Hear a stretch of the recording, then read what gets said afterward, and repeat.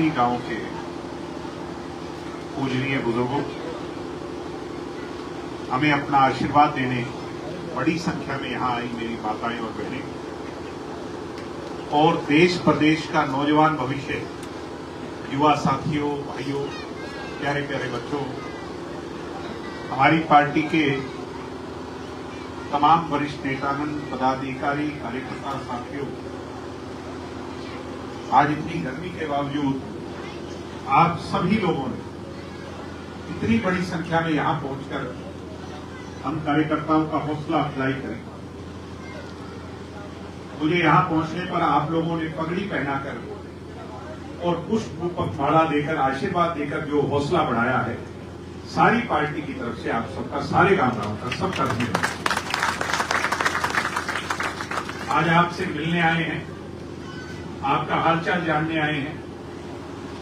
कोई चुनाव तो नहीं है, मगर आगे पार्टी को कैसे मजबूत किया जाए, उसके लिए विचार विमर्श करने आपके बीच में आए। मेरे साथ रणधीर सिंह चीका जी, देवेंद्र कादियान जी, मैडम रजनी मलिक जी, आपके अशोक सरोआ जी, सुमित राणा जी, रमेश खटक जी, कुलदीप मलिक जी, सुरजीत मलिक जी, राम प्रसाद शर्मा जी, शीलू पहलवान जी और रवि दहिया जी, अशोक मुर्जी, श्रीमती रेणु जी, रमेश पहलवान जी, गौरव दहिया जी, भाई अजय जो संयोजक है, जिसने दिन रात मेहनत कर करके आज के कार्यक्रम को कामयाब किया, ललित सिंह जी, बलजीत सिंह जी, सत्यवान जी, डिम्पी जी, बिंदा जी, राज सिंह दहिया जी और सभी सम्मानित लोग भी आए हैं।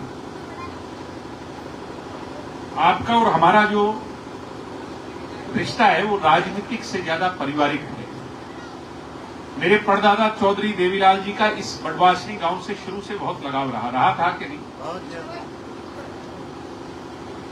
मेरे दादा चौधरी ओम प्रकाश चौटाला जी के साथ मुझे याद है उस समय गोहाना का बाई इलेक्शन था, तब भी मैं यहां आया था।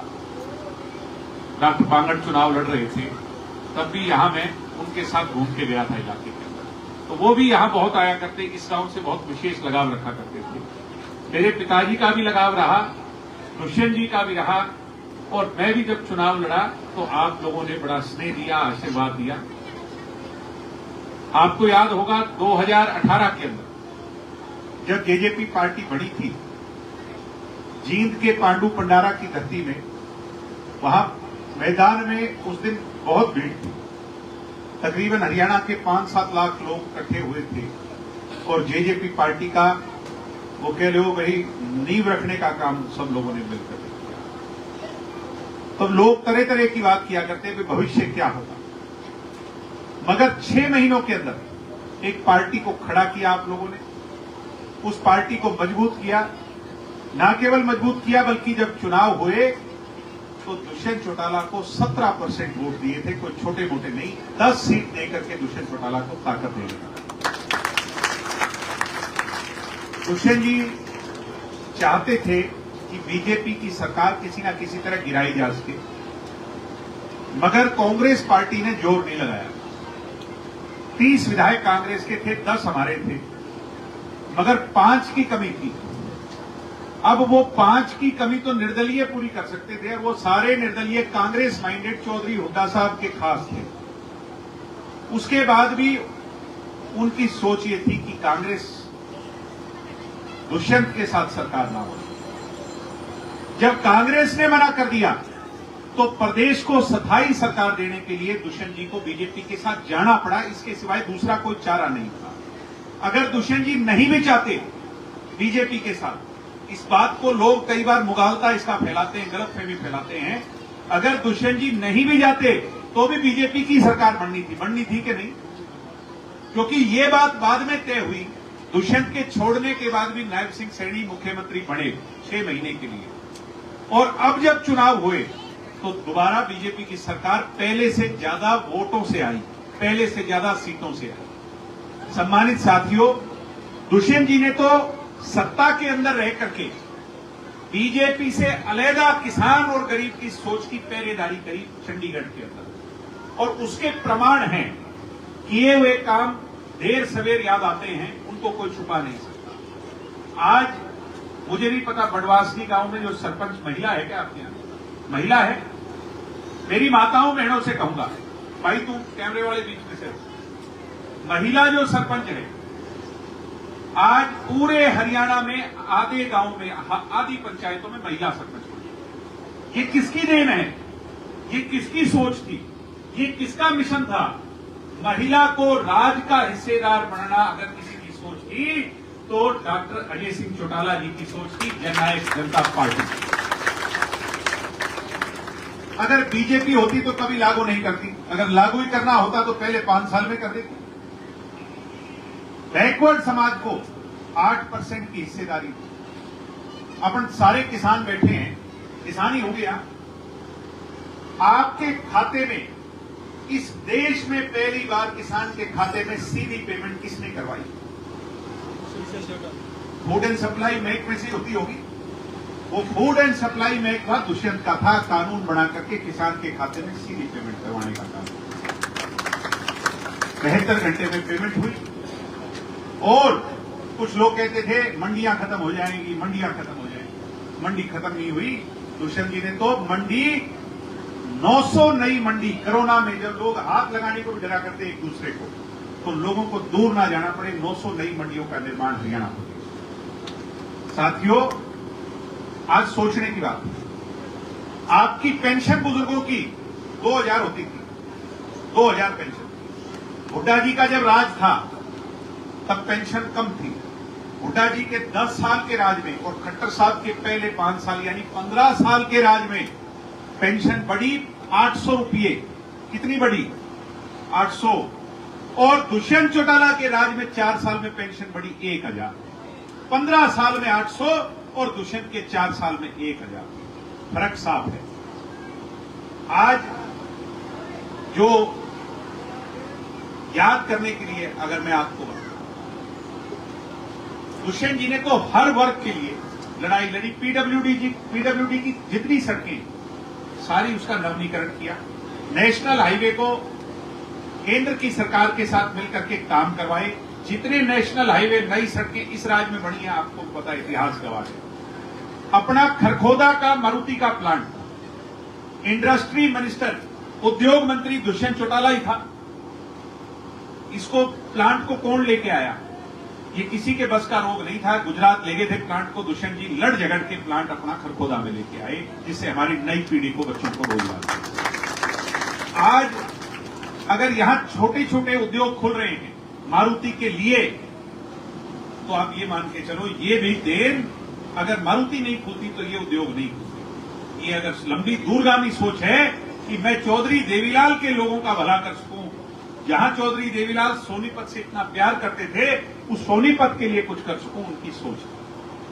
तो इन लोगों ने, बीजेपी, कांग्रेस और इनेलो के लोगों ने, हम सत्ता में थे, बीजेपी वाले भी अंदर ही अंदर अपना कहते तो नहीं थे मुंह से, मगर हमारा डट करके विरोध करते थे, डट करके, भाई इनके काम नहीं बढ़ने चाहिए। बात ठीक है कि नहीं? इनकी सोच। और दूसरी तरफ कांग्रेस के लोग, चाहे हुड्डा साहब हों और नेता हों, दिन रात दुष्यंत दुष्यंत दुष्यंत, शराब घोटाला, धान घोटाला, रजिस्ट्री घोटाला, फलाना घोटाला, लोगों को यूं लगा करता भाई सब कुछ भ्रष्टाचार में दुष्यंत जी ने लिप्त कर दिया। आज सरकार हमारी तो चली गई, मैं खुले मन से कहता हूं, भाई दूध का दूध और पानी का पानी तो करो। अगर हमने कोई भ्रष्टाचार किया तो उसकी जांच क्यों नहीं बिठाते? अगर हम दोषी हैं तो हमें सजा क्यों नहीं देते? मैं गलत तो नहीं कह रहा आपको। भाई विधानसभा में तुम्हारे मेंबर है, सरकार तुम्हारी है, अगर दुष्यंत इतना माड़ा था तो उसकी जांच करनी चाहिए। मगर इनने इस बात का बेरा है, जांच हो गई तो पोल पट्टी भले ही तुम्हारी जरूर खुल जाइए, दुष्यंत के खिलाफ तुम्हें कुछ नहीं मिलेगा। तो आप लोग तोल तराजू, किसान आंदोलन बड़ा एक ऐसा समय चला जो बड़ा कठिन समय था। जहां भी जाते काले झंडे लेके कांग्रेस के लोग किसान का झंडा हाथ में लेके हमारे लिए तैयार रहते थे। सोनीपत में सबसे ज्यादा था इलाके में, इसमें बहुत विरोध था। सोनीपत में 6 सीट है, उनमें 5 सीट बीजेपी जीती है। कौन जीते है? बीजेपी। तो फिर कहां गया किसान आंदोलन का? सहमत हो कि नहीं मेरी बात से? उचाना की सीट बीजेपी जीती है, जींद की सारी सीट बीजेपी जीती है, और तो और दादरी बागड़ा जो सबसे बड़े गढ़ थे आंदोलन के, सारी बीजेपी जीती है। अगर बीजेपी पानीपत, करनाल, सारा आंदोलन की गए, कुरुक्षेत्र, सारी बीजेपी जीती है। अपने आदमी को तो हमने खो लिया।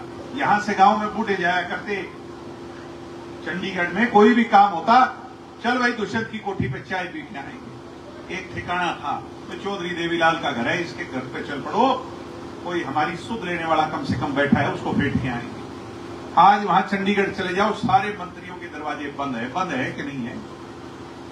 आज सोचने की बात। तो मेरा कहने का मतलब था 20% का हिस्सेदार इन कांग्रेसियों के हजम नहीं हुआ, बीजेपी वालों के हजम नहीं हुआ, इनेलो वालों को नहीं सुधाया। आप लोगों को भविष्य की सोचनी है। हम तो सरकार में भी आपके बीच में थे, और अगर आज संघर्ष के रास्ते पर हैं तो भी आपके बीच में। चौधरी देवीलाल ने तो ताउमर संघर्ष किया, संघर्ष से कोई घबराहट नहीं, और मेहनत करेंगे, लोगों का सुख दुख समझेंगे। कांग्रेस से तो लड़ाई नहीं लड़ी जाएगी।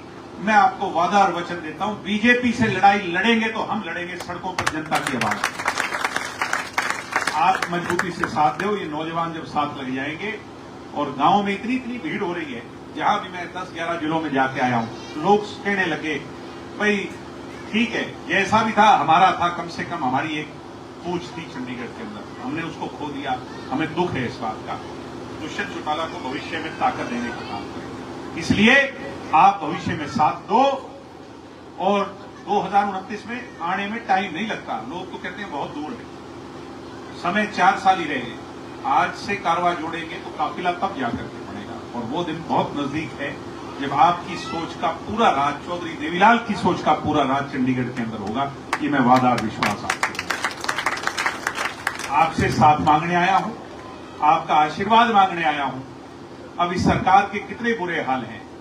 गरीबों के बीपीएल कार्ड दिए, हर रोज गोलियां चल रही हैं, हर रोज क्राइम बढ़ता जा रहा है। राशन डिपो पर 40 रुपए का मिलने वाला तेल 100 का कर दिया।